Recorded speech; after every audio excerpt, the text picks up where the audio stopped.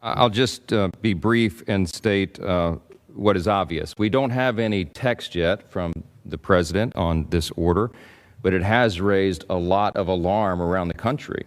I'm sure that many of my colleagues here today would attest to the fact that our phones began to melt down when the president came out with this unprecedented overreach, this order where he claims to have power over private employers with 100 or more employees. That affects many, many hardworking Americans and small business owners in every district in America.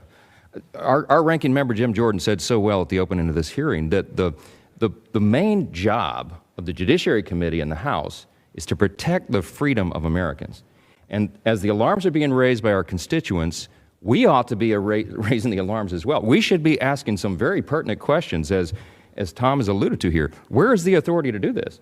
The president appears to be trying to squeeze this under some sort of statutory authority or rulemaking authority of OSHA.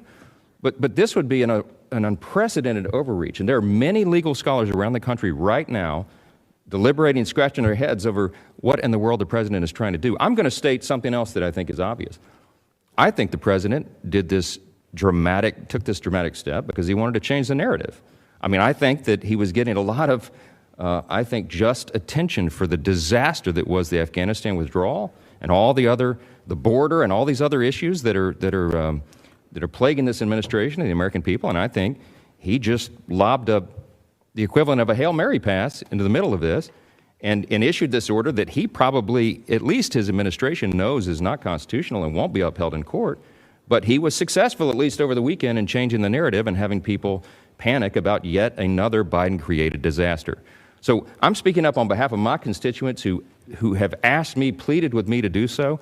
I hope that all of our colleagues will do. I support this amendment because it's important, and I think we need to be doing everything we can on this committee and on the House floor and in every opportunity we have in Congress to, as Jim said, to protect the liberties of the American people because they are in jeopardy right now more than they've ever been. I'll yield to Ms. Jordan.